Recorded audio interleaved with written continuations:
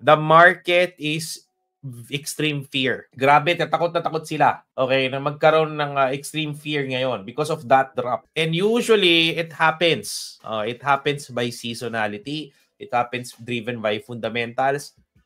Start. Ghost month, di ba? Alam nyo ba, fun fact, about Ghost month daw. About Ghost month. Hindi ka daw pwedeng mag-sign ng any contract between Chinese beliefs. Hindi ka pwedeng mag-sign ng contract between August 4 to September 2. So, ganun. That's one of the factors. Wala masyadong real. Pangalawa, of course, in terms of Ghost month in general, nagpapahinga kasi, nagre-rebalance sila yung mga managers niyan and they went to a vacation, usually on Ghost month. Okay, wala masyadong activeness sa market. Wala masyadong action. Okay?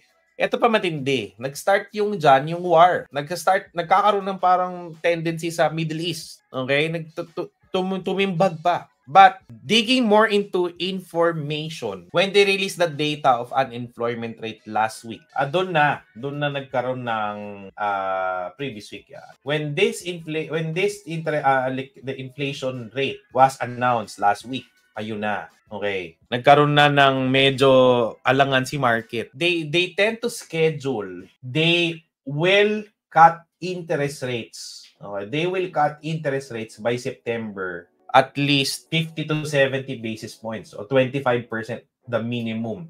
At 90%, 92% majority who voted on that na pwede talagang magkaroon ng interest rate. So, anong impact nito? Kasi syempre, bumaba na yung inflation rate sa US. And kung mataas pa rin yung kanilang interest rate, of course, money will not circulate. And if money will not circulate, of course, maraming malulugi na nag-loan in the past, hindi sila makabayad, no? Because iisipin nila, taas pa ng interest rates for them to move.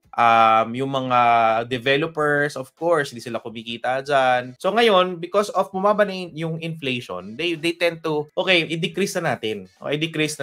But because it was announced na, okay, 92% sure na September 18. Nagkaroon ng effect, unemployment rate, ayun na. Sobrang tumataas yung unemployment rate daw sa US. And if this continues, baka mag-file ng recession sa US kasi nasa New Zealand, nag-file na ng recession nung June. Baka sumabay. So baka iniisip ng mga analyst, yung September na ease nyo guys. Baka late na. Baka hindi na kaya nating iinag. And dito sila natakot more because of that. Ito yung nag-start. And there are few indicators. This is the sum rule recession indicator. Ito na, sum rule indicator. Ang ginagawa nito, based on its definition, is the sum recession indicator signals the start of recession when the 3-month moving average of the national unemployment rate rise by 0.5% points relative to the minimum 3-month average from the previous months. Ito yung nakita nila. And it was very, very, pansinin nyo, ito mga gray line na yan yung mga recession time. Tapos when it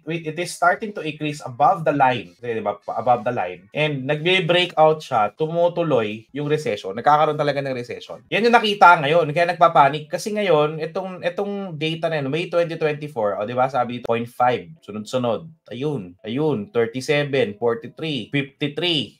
Nung July, nag-fear sila na magkaroon ng ganitong spike like nung 2020, like nitong 2007. So, nagkakaroon ng breakout. Pansin mo, nagkaroon ng breakout. That could lead to this another recession. Ito matindi dyan. From this data, objectively, kung titingnan mo yung nasa screen, tingin nyo magkaka-recession. Yan, tingin nyo. Kung itong indicator na to will be a basis, and it's very, very accurate in the past, tingin nyo possible kaya na may spike tapos tumuloy-tuloy. Nag-spike on the last part. Nag-spike on the last part. Tingin nyo. Titingnan natin yung mga in the past. Yung mga data in the past. Yan. Okay. Bibigyan ko kayo ng mga data in the past. Paano nagkakaroon ng recession? Yan. Okay. Ayan. 100, pwede talaga daw. Sabi ni Daryl, natakot ako doon.